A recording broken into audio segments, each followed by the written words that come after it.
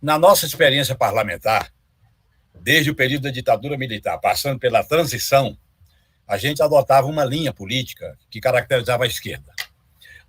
O direito à palavra, o direito à expressão, o direito à imunidade, o direito a falar, daí o nome parlar, ele tem contrapartida.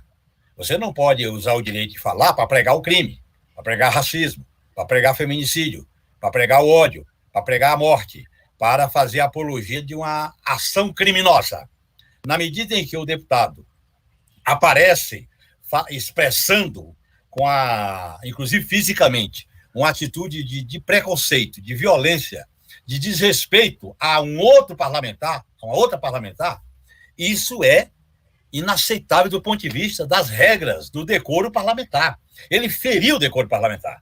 Feriu o decoro parlamentar, e eu me lembro bem de um fato, Joaquim, em 97, quando chegou lá o inominável, que é hoje presidente da República, quando ele pregou a morte do Fernando Henrique Cardoso. Eu me levantei e disse, ele tem que ser processado, porque ele não pode usar a tribuna para defender a morte do presidente da República.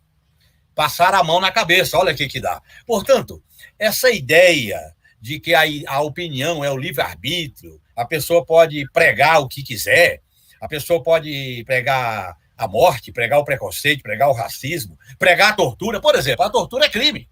Você sabe que quando eu estava na Câmara, tinha 2 deputados que eu não falava, em nome do decoro parlamentar. Era ele, o inominável que foi presidente da República, e o Curió, porque eles defendiam a tortura. Então, na medida em que a pessoa defende a tortura, a relação humana ela é rompida. E na medida em que a relação humana é rompida, isso fere um direito fundamental. Porque a democracia, Joaquim, ela se baseia primeiro na soberania popular. O poder emana do povo. O povo soberanamente delega poderes a quem o representa. Segundo, a democracia se baseia na universalidade de direitos. Direitos que são constitutivos da cidadania insurgente. Terceiro, na democracia, você tem o ritual, você tem a liturgia, você tem as regras do processo de convivência democrática. Portanto, o que esse deputado fez foi um atentado ao decoro parlamentar. Ele tem que ser cassado, porque o mandato parlamentar não é para ele fazer isso. O mandato parlamentar é para a pessoa opinar, discutir, defender teses, defender projetos, fazer polêmica. Não é para transformar o mandato e a imunidade num veículo para estimular a violência, o ódio, o ressentimento, a retórica da guerra. Não é para isso. Portanto, esse vale-tudo que se estabeleceu no país com a criminalização da política, com a violência das regras do funcionamento democrático, isso tem que ser retomado, recolocado. Portanto, eu acho que a Câmara está diante de um grande desafio. Esse vale-tudo, esse cavalo de pau que se dá nas instituições, a gente sabe como começa e não sabe como termina. Aliás, a experiência do inominável nasceu como? Ele pregava a pena de morte, ele pregava a tortura, ele pregava qualquer coisa e aquilo ali era objeto exótico, objeto de piada.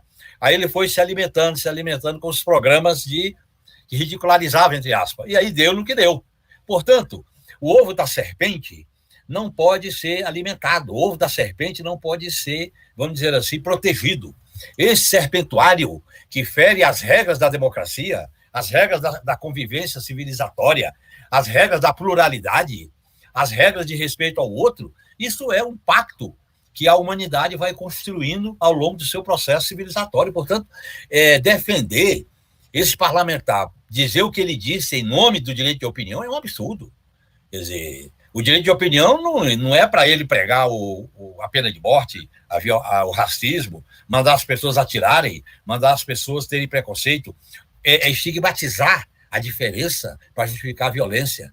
Porque esse discurso do ódio, a retórica da intolerância, a guerra chamada guerra cultural, ela produz, e aconteceu isso no Brasil, principalmente das manifestações de 2013, ela produziu um resgate à ditadura militar, a volta dos militares.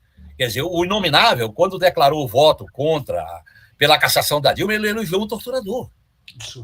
Então, esse é o problema. As pessoas têm que se dar conta que a relação política coletiva tem freios e contrafreios, tem pesos e contrapesos. Não é um vale-tudo que cada um faz o que bem entende. Porque a fala, a opinião é uma ação no sentido de estimular, de promover um atentado, de promover um ato violento, de promover um feminicídio, de promover um racismo, de promover a morte. Isso aí que está acontecendo. Por que está acontecendo tanta morte? Por que está acontecendo tanta violência? Por que está acontecendo esse vale tudo? Exatamente por causa dessa cultura da permissividade de não ter limitações. Por exemplo, um deputado sobe na tribuna no Mato Grosso e defende o livro do Hitler. Exato. Quer dizer, como é que é isso? Portanto, isso não é direito de opinião. A gente tem que qualificar. Direito de opinião é você discutir teses, é você fazer análise, é você fazer a crítica política, é você fazer a contestação, é você fazer a crítica ao modelo econômico, ao modelo estatal. Agora, você transformar isso numa guerra de extermínio, legitimando a eliminação de pessoas, e é disso que se trata, nós temos que combater isso com toda a clareza, com toda a contundência.